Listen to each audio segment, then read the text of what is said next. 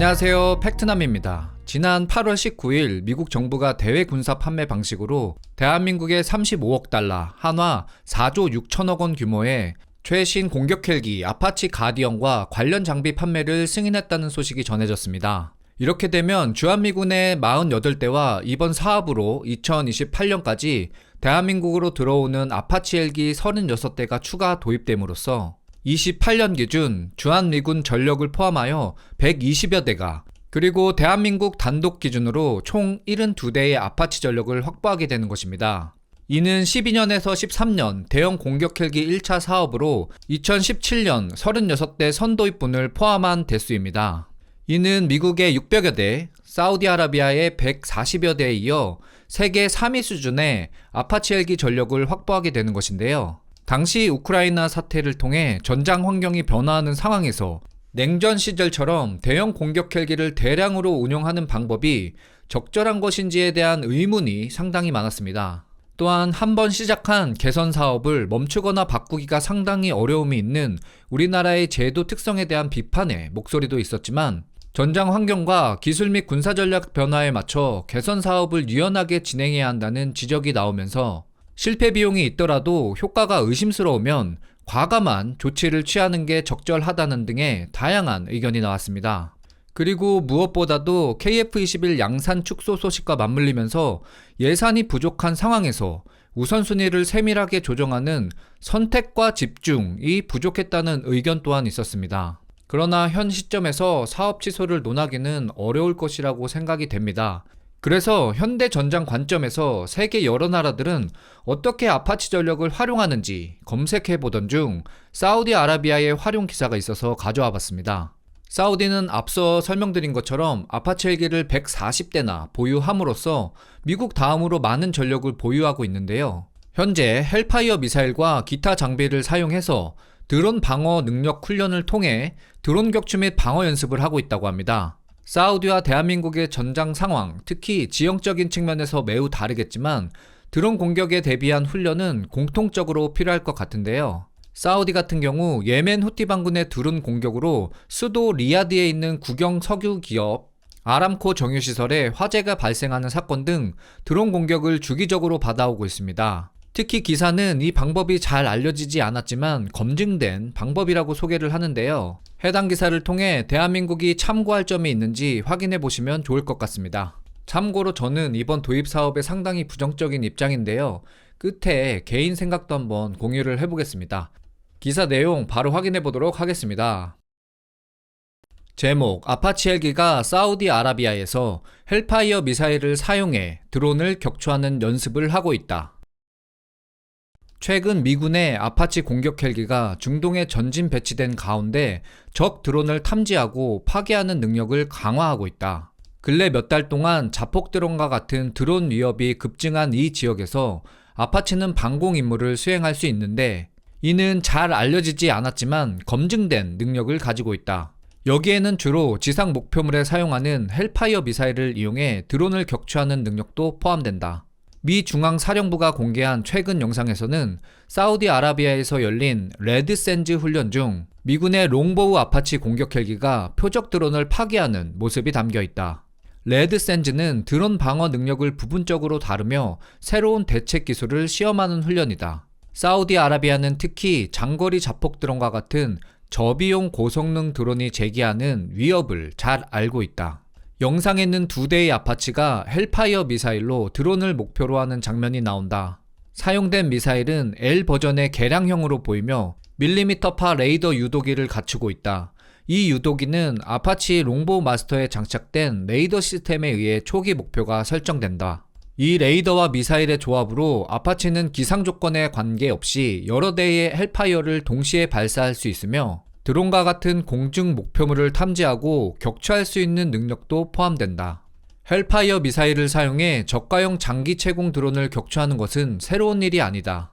이스라엘은 아파치를 방공 임무에 오래전부터 사용해 왔으며 시리아 국경 근처에서 헤즈볼라 드론을 격추한 사례도 있다. 아파치 헬기는 원래부터 공대공 능력을 갖추고 있으며 스팅어 단거리 열추적 미사일을 사용할 수 있는 능력이 있다. 하지만 헬파이어 롱보우 조합은 이 능력을 한 단계 더 끌어올릴 수 있다는 것이다.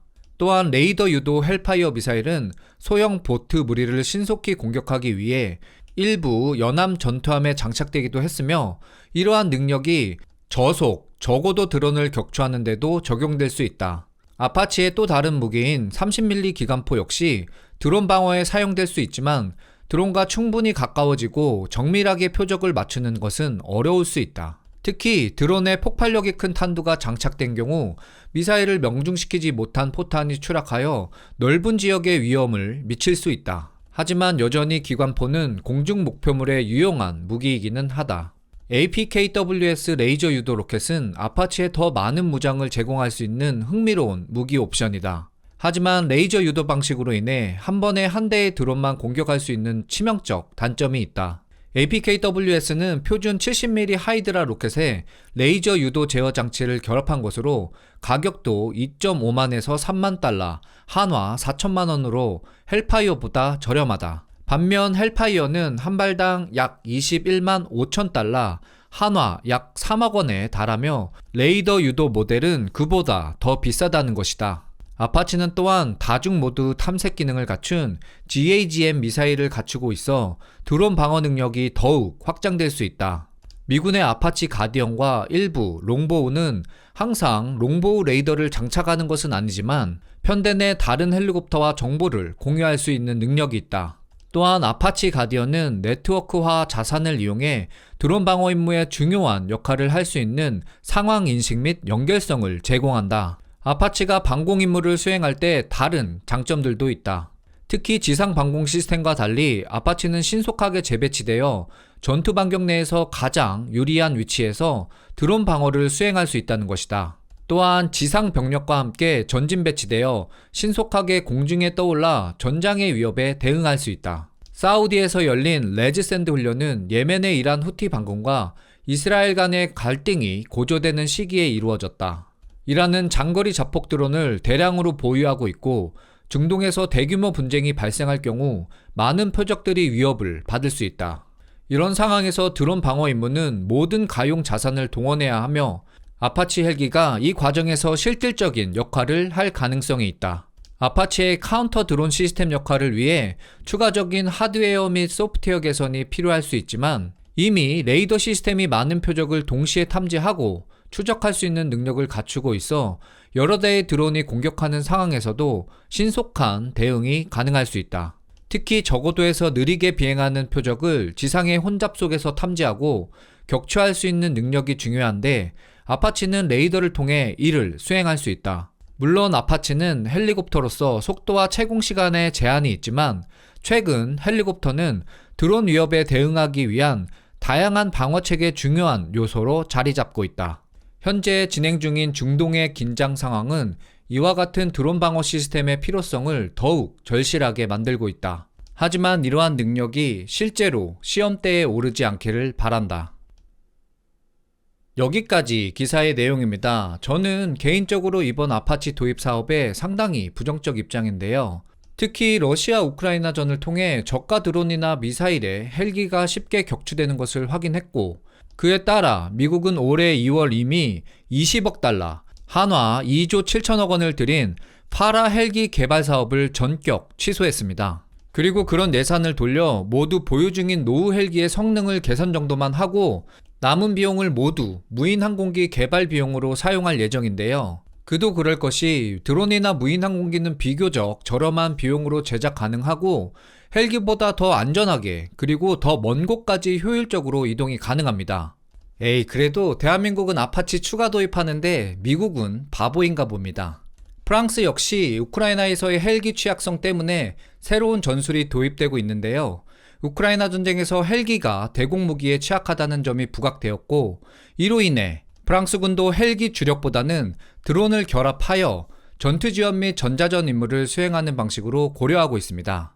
에이, 프랑스도 바보네. 대한민국은 몇 조 원씩 투자해서 최강 아파치를 추가 도입하는데 말이죠. 일본은 좀 생각이 있으려나요? 일본도 헬기 추가 도입 비용으로 UAV 개발 비용으로 전환했다는 기사가 올해 초쯤 있었는데요. 일본도 역시 바보인가 봅니다.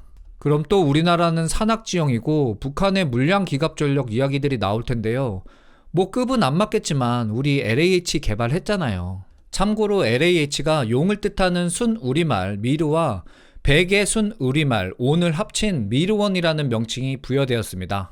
그래서 그런 돈으로 미래에 미르원 추가 개량을 하거나 다른 우리 프로그램 또는 전략 물자에 투자한다면 지금 당장은 눈에 보이지 않아도 10년 후나 20년 후면 빛을 보지 않을까 이렇게 생각을 합니다. 또한 미래를 위해서 이런 아파치 살 돈 수조 원을 이용해서 우리 후배들 그리고 우리 장비들 기업들 교육시키고 발전시켜야죠. 저는 그렇게 생각을 합니다. 자, 이렇게 해서 대한민국이 도입하려는 아파치 추가 활용 방안을 사우디의 훈련 예로 살펴봤습니다. 도움이 되셨다면 구독과 좋아요 잊지 마시고요. 지금까지 팩트남이었습니다. 감사합니다.